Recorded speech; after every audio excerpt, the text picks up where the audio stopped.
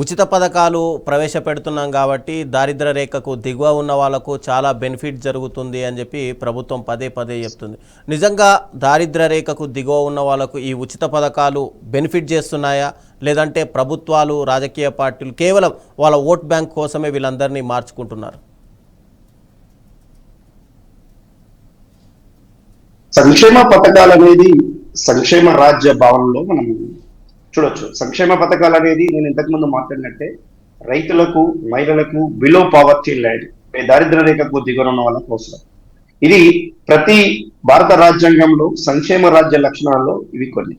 కానీ ఈరోజు కేవలం అధికారం కోసం మాత్రమే, ఓట్ల గాలం వేయడానికి మాత్రమే, ప్రజలను తప్పుదోరి పట్టించడానికి ఈ రాష్ట్ర ఆర్థిక వ్యవస్థ పైన కానీ, ఈ రాష్ట్రంలో ఉన్నటువంటి అప్పటికీ కొనసాగుతున్నటువంటి ప్రాజెక్టులు కానీ, సంక్షేమ పథకాలకు భిన్నంగా ఏది పడితే అది ప్రతిపక్ష అధికారం కోసము ప్రతిపక్షంలో ఉన్న పార్టీలు, లేదు అధికార పక్షము మళ్ళీ తిరిగి అధికారాన్ని కైవసం చేసుకోవడానికి అనేక ఉచిత పథకాలను రాష్ట్ర ఆర్థిక పరిస్థితులకు భిన్నంగా, ముఖ్యంగా రాష్ట్రంలో ఉన్నటువంటి ఆర్థిక నిపుణులను కానీ, మేధావులను కానీ ఎటువంటి సంబంధాలు లేకుండా కేవలం పార్టీ స్టాండ్ గానే ఈ రాష్ట్రంలో ఒకవేళ నిజంగానే వైట్ పేపర్ మనము కాళేశ్వరం లేదా 10 ఏళ్ల బీఆర్ఎస్ పాలనపై అసెంబ్లీలో కాంగ్రెస్ ప్రభుత్వం ఒక వైట్ పేపర్ పెట్టింది. అదేవిధంగా ఎన్నికల మేనిఫెస్టో రూపొందించడానికి ముందే ఈ రాష్ట్రంలో ఉన్నటువంటి అనేక అంశాలపైన అప్పటికీ కొనసాగుతున్నటువంటి ఆ పథకాలను పైన ఒక వైట్ పేపర్ రిలీజ్ చేసి దేనికి ఏ విధంగా ఇస్తాము, ఏ రకంగా మనము ఆ ప్రజల దగ్గరికి వెళ్ళాలి అనే ఆలోచనలో అధికార పార్టీ కానీ, ఈ రాష్ట్రంలో ఉన్నటువంటి రాజకీయ పార్టీలకు అంత దూరదృష్టి కానీ, అదేవిధంగా ఈ రాష్ట్ర ప్రజల పట్ల ఆ అంకుట దీక్ష, లేకపోతే ఈ రాష్ట్ర ప్రజలు నిజంగా అభివృద్ధి చెందాలనే ఆలోచన లేదండి. సో దీనివల్ల ఏమైతున్నది అంటే, అధికారం ఎలాగానైనా అనేక అబద్ధపు హామీలు ఇచ్చి, ఆచరణ సాధ్యం కాని హామీలతో పాటు ఆచరణ సాధ్యం కాని అనేక అంశాలను మేనిఫెస్టోలో రూపొందించి ఎక్కడ పడితే అక్కడ ఏది పడితే అది మాట్లాడి పేద ప్రజల ఓట్లను కొల్లగొట్టడానికి వీళ్ళు పాలకులు కుట్ర పడుతా ఉన్నారు. దీన్ని ఒక విద్యార్థులుగా, చదువుకున్న ఉద్యోగులుగా, మేధావులుగా దీనిపైన రాష్ట్ర ఆర్థిక పరిస్థితి పైన ప్రజలకు అవగాహన కల్పించాల్సిన అవసరం ఉన్నది. నిజంగా అధికార పార్టీ చేసే తప్పులను ప్రతిపక్షాలు ప్రజలకు వాస్తవాలను ప్రతిబింబించేలా మాట్లాడాలి. కానీ అందులో కూడా వాళ్ళు తమ స్వార్థ కోసం తిరిగి అధికారాన్ని కైవసం చేసుకోవాలనే ఆలోచనతో ఉన్నారు. దీనివల్ల ఏమవుతుంది అంటే రాష్ట్ర పరిస్థితి పూర్తిగా దిగజారి ఇప్పుడు మనం బంగ్లాదేశ్ లో, శ్రీలంకలో, లేకపోతే పాకిస్తాన్ లో జరుగుతున్నటువంటి ఈ సంక్షోభం మళ్ళీ ఒకసారి భారతదేశంలో వచ్చే పరిస్థితి ఉంటుంది. కనుక ఉచిత పథకాలు ప్రజలకు అవసరమే, దానికి నీడీ పీపుల్ అవసరం. దానికంటూ ఒక బిలో పావర్టీ లైన్ కు ఏ విధంగా మనం క్రైటీరియా తీసుకుంటాము, కులపరంగా కానీ ఆర్థిక వ్యత్యాసాలను ఏ విధంగా తీసుకొని ఆ రకంగా మనము ఉచిత పథకాలు కొనసాగిస్తే నష్టం లేదండి. దానివల్ల నిజంగానే నీడీ పీపుల్ ఖచ్చితంగా వాళ్ళు ఆ బిలో పావర్టీ నుంచి కొంచెం ఎబో పావర్టీ లైన్కి వచ్చే అవకాశాలు ఉంటాయి. కానీ ఇక్కడ అందరినీ దృష్టిలో ఉంచుకొని ఇప్పుడు నిరుద్యోగులకు నిరుద్యోగ వృత్తి కల్పిస్తామన్నారు. 2.5 సంవత్సరాలు దాటిపోయి ఇప్పుడు డిసెంబర్ వస్తే 3 ఏళ్ల ప్రభుత్వం ఉన్నారు. 2018లో కూడా టీఆర్ఎస్ ప్రభుత్వం 3,016 రూపాయలు నిరుద్యోగులకు ఇస్తామన్నారు. ముఖ్యంగా 12% రిజర్వేషన్ ఎస్టీలకు ఇస్తానని మాట్లాడేది. 2014 నుంచి కూడా తెలంగాణ రాష్ట్రం ఏర్పడిన కూడా గిరిజనులకు, ముఖ్యంగా ముస్లిం మైనార్టీలకు 12% రిజర్వేషన్ కల్పిస్తామన్నారు. కానీ అవేమీ అమలు కాలేదు. కానీ వాటిని నమ్మి ప్రజలు ఓట్లేయడం అనేది ఈ మూస ధోరణిలో, లేకపోతే ఒక పార్టీకి వ్యతిరేకంగా మరో పార్టీ పైన ప్రేమతోటి ఓట్లేసే కల్చర్ మారాలి. ముఖ్యంగా ఆర్థిక పరిస్థితి పట్ల కానీ ఈ రాష్ట్రంలో ఎన్నికల హామీలు వీళ్ళు ప్రకటిస్తా ఉన్నారంటే ఇవి సాధ్యమైతాయా కాదా అని మీడియా రూపంలో కానీ, లేదంటే ఇక్కడ ఉన్నటువంటి విద్యావంతులు కూడా వీటిపైన చర్చ పెట్టి ప్రజలకు వాస్తవాలను ప్రతిబింబించేలా చేయాలి. ఇప్పుడు గొర్రెలు, బర్రెలు ఇటువంటి స్కీమ్స్ పెట్టడం వల్ల ఇంకా పేదలు నిరుపేదలుగా మారుతారే తప్ప దానివల్ల వాళ్ళు ఆర్థికంగా తాత్కాలికంగా ఉపశమనం వస్తుందే తప్ప దీర్ఘకాలికంగా ఉండదు. అందుకే నేను 2 ప్రతిపాదనలు చేయదలుచుకున్నాను. ఈ ఇప్పుడున్న ప్రభుత్వానికి కానీ లేదా అధికారంలో ప్రతిపక్షాలకు కూడా ఒక విన్నపం ఏంటంటే, విద్యా వైద్యాన్ని ఈ ఖరీదైనగా ఉన్నటువంటి ఈ మెట్రోపాలిటన్ సిటీస్ లో కానీ, లేదంటే రూరల్ హెల్త్ కానీ, ఎడ్యుకేషన్ కానీ చాలా ఖరీదైన వస్తువుగా మారిపోయింది.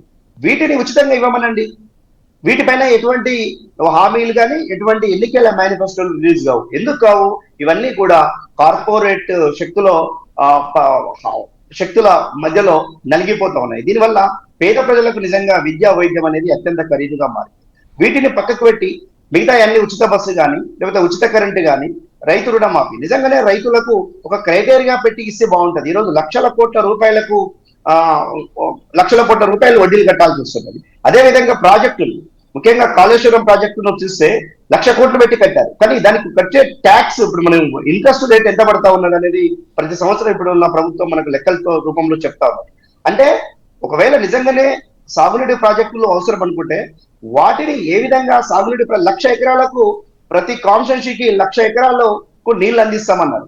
కానీ ఇలా సాగునీటి ప్రాజెక్టులకు మనం అన్ని వడ్డీ కట్టినా కూడా 1,00,00,000 ఎకరాల మాగానిగా ఉన్నటువంటి తెలంగాణలో ఈరోజు కాళేశ్వరంలో పూర్తిగా టెక్నికల్ ప్రాబ్లం తోటి ఎన్డీఎస్సీహెచ్ రిపోర్ట్ తోటి కాళేశ్వరంలో నీళ్ళు లేకుండా పోయినాయి. ఇక్కడ దక్షిణ తెలంగాణకు మొత్తం కూడా ఎడారిగా మారింది. పాలమూరు రంగారెడ్డి కానీ, ఎస్ఎల్బిసి ప్రాజెక్టు కానీ, డిండి లిఫ్ట్ ఇరిగేషన్ కానీ పూర్తిగా ఈ రోజు అక్కడ ఉన్న పనులన్నీ కూడా అడుగట్టిపోతా ఉన్నాయి. కనుక రైతాంగం ఇప్పుడు ఎల్లినో ప్రభావంతో తీవ్రంగా ఇప్పుడు సంక్షోభాన్ని ఎదుర్కొంటా ఉన్నది.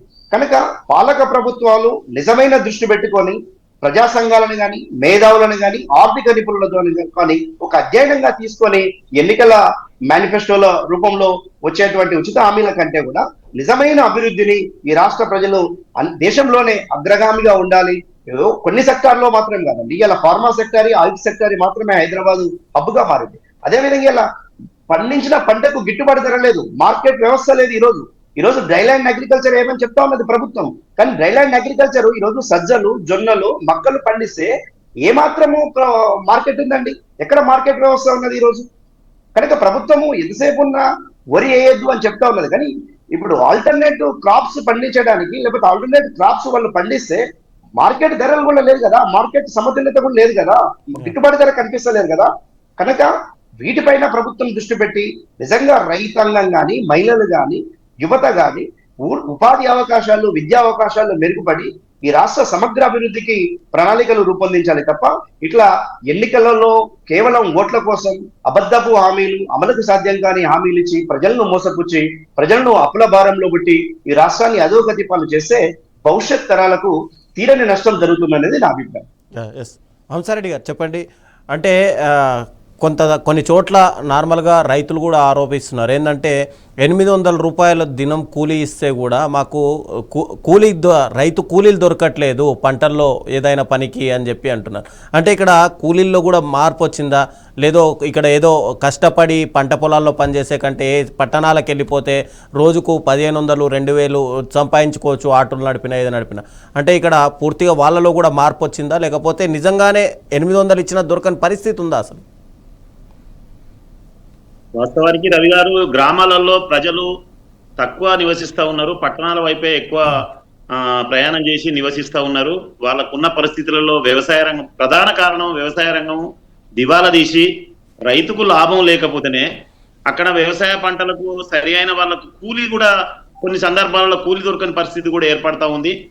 కాబట్టి వాళ్ళు ఎక్కువ మంది ప్రజలు ఇప్పుడు పట్టణాలకు వలస వచ్చి ఏదో ఆటో కావచ్చు, ఇళ్ల పని కావచ్చు, ఇంకేదో పని కావచ్చు, ఇది బిల్డింగ్ వర్కర్స్ గా పనిచేస్తా ఉన్నారు. చాలా మంది ఊళ్ళలో చాలా తక్కువ ఉన్నారు. అయినా వ్యవసాయానికి కూలీలు వేయడానికి ప్రజలు సుముఖంగా లేరు. ఇప్పుడు వాళ్ళ అవసరాలు అంత సీరియస్నెస్ గా వాళ్ళు ఆలోచించకుండా కొంత సంక్షేమ పథకాలతో కొంత వెసులుబాటు జరుగుతూ ఉంది వాళ్ళకు, ఆ పనిచేసే కార్మికులు. ఆ పరిస్థితిలో ఇప్పుడు వ్యవసాయము చాలా ఇబ్బందికరంగా ఉంది. రైతులకు కూలీలు